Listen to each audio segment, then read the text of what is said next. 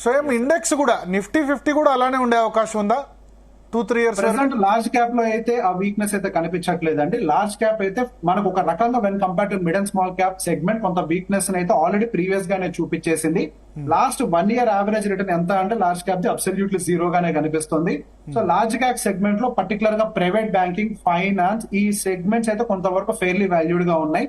So మనకి large cap particular Nifty 50 లో మనకి బ్యాంకింగ్ యొక్క సెగ్మెంట్ వెయిటేజ్ ఎక్కువగా ఉంటుంది కాబట్టి మనకి నిఫ్టీ 50 లో కొంతవరకు రిటర్న్స్ వచ్చే అవకాశం ఉంది. కానీ ఆ రిటర్న్స్ ని కూడా మనం ఎస్టిమేషన్స్ తక్కువగా పెట్టుకుంటేనే మంచిది. 10% వచ్చింది అని అంటే బాగా వచ్చినట్టుగా పరిగణించాలి. సో అంటే లార్జ్ క్యాప్స్ లో కొంత ఇప్పుడున్న దాని ప్రకారం valuations compare to large small and middle cap తో పోలిస్తే ఇన్వెస్ట్ చేయొచ్చు ఇప్పుడున్న వాల్యుయేషన్స్ ప్రకారం. మనకి ఎఫ్ఎంసీజీ మీరు కంపేర్ చేసినా అది ప్రీవియస్ గా మనకి అండర్ పర్ఫార్మర్ గానే ఉంది. FMCG one of the large heavy weights గా నిఫ్టీలో ఉంటుంది అండ్ ప్రైవేట్ బ్యాంక్స్ కూడా హెవీ వెయిట్స్ గా ఉంటాయి.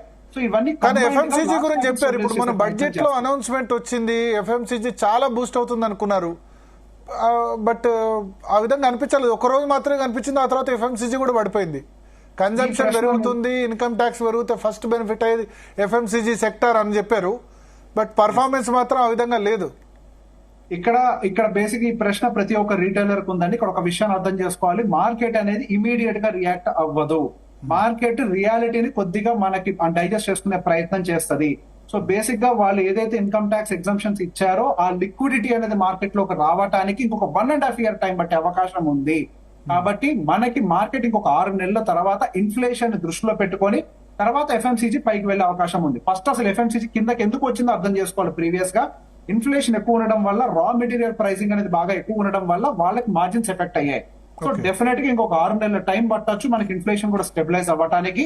అదే విధంగా నెక్స్ట్ కంపెనీస్ యొక్క వాళ్ళకి ప్రొజెక్షన్స్ కూడా కొంచెం బెటర్ గా ఇచ్చే అవకాశాలు ఉంటాయి అనేది ఒక ఎస్టిమేషన్ ఉంది. సో నెక్స్ట్ 6 నెలల పాటు ఇమీడియట్ గా మనకి రియాక్షన్స్ కనిపించే అవకాశం. ఇంకా మీరు ఏ సెక్టర్ సజెస్ట్ చేస్తారు రేవంత్ గారు? ఇప్పుడున్న పరిస్థితిలో ఏ సెక్టర్ లో ఇన్వెస్ట్ చేయడం? మీరు అన్నారు banking, FMCG, finance sector, finance and micro finance కూడా వెళ్ళొచ్చా బ్యాంకింగ్ తో పాటు? సార్ మైక్రో ఫైనాన్స్ కంటే కూడా ఎన్బిఎఫ్సిస్ వరకు ఓకే అండి. అంటే బజాజ్ ఫైనాన్స్ లాంటి పెద్ద కంపెనీస్ ఉంటాయి కదా. ఒక రకంగా చెప్పాలంటే మనకి ఫైనాన్స్ ఇండెక్స్ ఉంది కదా అండి, నిఫ్టీ ఫైనాన్స్ ఇండెక్స్. ఆ ఇండెక్స్ ఉండేటువంటి వెయిటేజ్ అనేది బాగా పర్ఫామ్ చేయొచ్చు. అండ్ అదే విధంగా సర్వీస్ సెగ్మెంట్, ఈ సర్వీస్ సెగ్మెంట్ లో కూడా అగైన్ 50% మనకి బ్యాంకింగ్ అండ్ ఫైనాన్స్ ఉంటుంది అండ్ ఒక 20% కూడా ఐటీ సెగ్మెంట్ అనేది ఉంటుంది, కొంత కన్సంప్షన్ ఉంటుంది. సో ఇప్పుడు మనం గమనించినట్లయితే ఎక్కువ సర్వీస్ ఓరియంటెడ్ సెగ్మెంట్స్ అనేది కొంచెం బూస్ట్ అవ్వడానికి అవకాశం కనిపిస్తుంది. అండ్ డిఫెన్సివ్ థీమ్స్, ఈ డిఫెన్సివ్ లో కూడా ఉండేది 3 మాత్రమే. కన్సంప్షన్ వచ్చేసి ఉంటుంది అండ్ దాంతో పాటుగా మనకి పర్టికులర్ గా ఐటీ సెగ్మెంట్ అనేది ఒకటి ఉంటుంది. సో బేసిక్ గా ఈ పర్టికులర్ సెగ్మెంట్స్ ఐటీ ఒకటి కొంత స్టెబిలైజ్ చేస్తుంది మార్కెట్ ని, ఇప్పుడు దాకా స్టేబుల్ గా ఉంచింది కూడా అదే. ఎఫ్ఎంసీజీ కన్సంప్షన్ స్టేబుల్ గా వస్తుంది, private banking and finance stable గా ఉండడానికి అవకాశాలు కనిపిస్తున్నాయి. What about other sectors, pharma కానీ ఆటో మొబైల్ కానీ వీటి పరిస్థితి? ఆటోమొబైల్ సెగ్మెంట్ కూడా కొంతవరకు టైం తీసుకునే అవకాశాలు ఉందండి. ఆటోమొబైల్ సెగ్మెంట్ అనేది విపరీతంగా ఆల్రెడీ రీసెంట్ గా ర్యాలీ జరిగింది కాబట్టి డెఫినెట్ గా కొంతవరకు వాల్యుయేషన్ కరెక్షన్ జరగడానికి అవకాశం ఉంది. ఫార్మా సెగ్మెంట్ కి సంబంధించి పర్టికులర్ గా టారిఫ్ రిలేటెడ్ ఇష్యూస్ ఉన్నాయి కాబట్టి దానికి సంబంధించిన అవుట్కమ్ పూర్తిగా రానంత వరకు ఎటువంటి నిర్ణయాలు మనం తీసుకోలేము. అంటే ట్రంప్ టారిఫ్ వేస్తాడా లేదా అన్న దాన్ని బట్టి డిపెండ్ అయి ఉంది.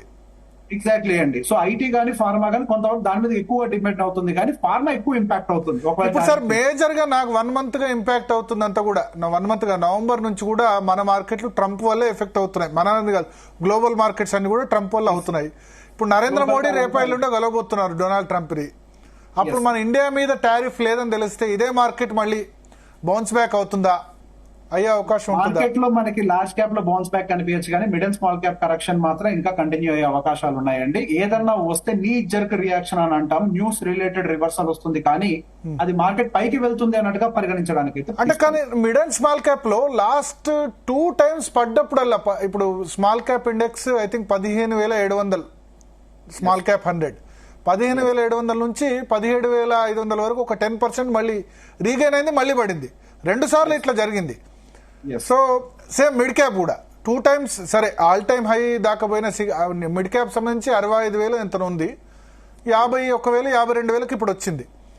సో ఆ 51,000 నుంచి 56,000 57,000 వరకు పెరిగింది, ఒక 10% వరకు పెరిగి మళ్ళీ పడుతూ వస్తుంది. సో ఈసారి మళ్ళీ ఆ రీబౌండ్ ఆ లెవెల్ కి అవడం కష్టమా? ఆల్ టైమ్ హై కాకపోయినా అట్లీస్ట్ సగం రికవర్ అయ్యేందుకు అవకాశం కష్టమా? రీబౌండ్ అయినప్పటికీ మళ్ళీ దాని ప్రాఫిట్ బుకింగ్ కోసమే వాడతారండి. మనం ఇక్కడ గమనించినట్లయితే ఎప్పుడెప్పుడైతే మనకి రికవరీస్ మార్కెట్ లో వస్తున్నాయో, పర్టికులర్ గా small and mid cap segment లో ఆ అప్ ని అడ్వాంటేజ్ గా తీసుకొని FIIs అనే వాళ్ళు ప్రాఫిట్ ని అగ్రెసివ్ గా బుక్ చేస్తున్నారు. ఓకే.